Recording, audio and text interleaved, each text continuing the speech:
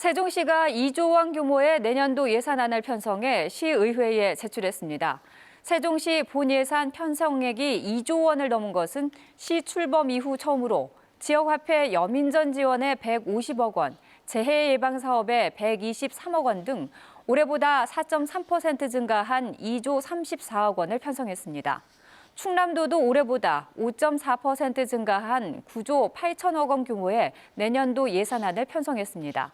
대전시는 다음 주 중 내년도 본예산 규모를 확정할 예정입니다. 김장철을 맞아 다량으로 배출되는 음식물 쓰레기 처리를 위해 대전시가 다음 달 20일까지 김장철 음식물 쓰레기 특별 처리 대책을 추진합니다. 대전시는 우선 무와 배추 등 김장용 음식물 쓰레기의 배출 요령을 적극 홍보한 뒤 오는 8일부터 자치구별 점검반을 운영해 종량제 봉투 혼합 배출 여부 등 배출 실태 점검 단속할 계획입니다. 지난달 금산에서 인도로 돌진한 승용차에 등굣길 초등학생 4명이 다친 사고와 관련해 경찰이 사고 지점을 어린이 보호구역으로 지정하고 교통 단속 카메라를 설치하기로 했습니다. 한편 사고로 중상을 입은 초등학생 2명은 현재 무료로 치료를 약속한 서울의 한 종합병원에서 치료를 받고 있습니다. 다친 학생들을 돕기 위한 후원이 활발하게 이어진 가운데 최근에는 금산 인상 로터리 클럽 등 지역 사회단체에서도 금산군으로 기부금 기탁이 이어지고 있습니다.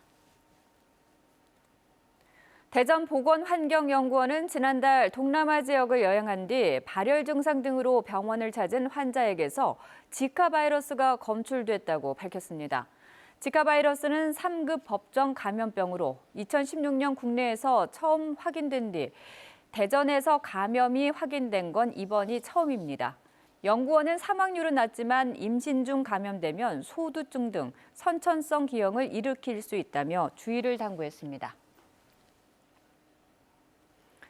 대전 용문동 재건축 아파트의 분양가가 3.3제곱미터당 1,838만 원으로 결정됐습니다.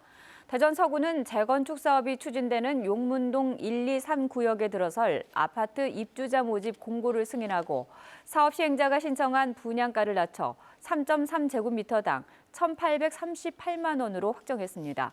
용문동 1, 2, 3구역에는 공동주택 2,763세대가 들어서며 이 가운데 조합원 세대를 제외한 1,935세대를 일반 특별 분양합니다. 대전시 특별사법경찰이 지난 9월부터 최근까지 건강식 제조 판매 업소를 대상으로 기획 수사를 벌여 관련법 위반 업소 6곳을 적발했습니다. 대전과 세종, 충남 지역은 대체로 맑은 가운데 아침 기온이 큰 폭으로 떨어져 초겨울 날씨를 보이고 있습니다. 오늘 아침 최저 기온은 계룡이 영하 2도까지 떨어지는 등 영하 2도에서 영상 7도에 머물렀고 낮 최고 기온도 10도에서 12도로 어제보다 4, 5도가량 낮을 것으로 예상됩니다. 미세먼지 농도는 모든 지역에서 좋음 수준을 보이겠습니다. 주말까지 초겨울 추위가 이어지다 입동인 다음 주 월요일쯤 평년 기온을 회복하겠습니다. 정부가 과학기술계 25개 출연연에 대해 블라인드 채용 폐지를 추진하기로 했습니다. 과기정통부는 지난달 28일 열린 국가과학기술자문회의에서 과학기술이사회 소관 25개 정부 출연연에 대한 블라인드 채용제도 폐지 방침이 발표됨에 따라 관계부처와 협의해 관련 지침과 가이드라인을 개정하기로 했습니다. 앞서 국민의힘 홍석준 의원은 25개 출연연 가운데 18개 기관이 블라인드 채용으로 인해서 지원자의 전공 적합성과 전문성, 연구 역량 등의 확인이 어려워 우수 인재 채용에 걸림돌이 된다며 개선을 요구했다고 밝혔습니다. 그제 보령 대천 사격장에서 열린 공군 유도탄 사격대회에서 천궁과 패트리엇 미사일 발사 실패가 잇따랐습니다.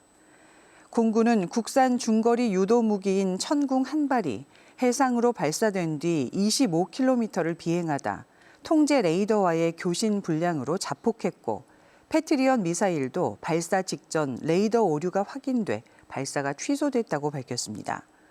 공구는 오류 원인을 분석해 안전 문제가 없는 것으로 확인되면 9일로 예정된 2차 대회는 예정대로 진행할 계획입니다.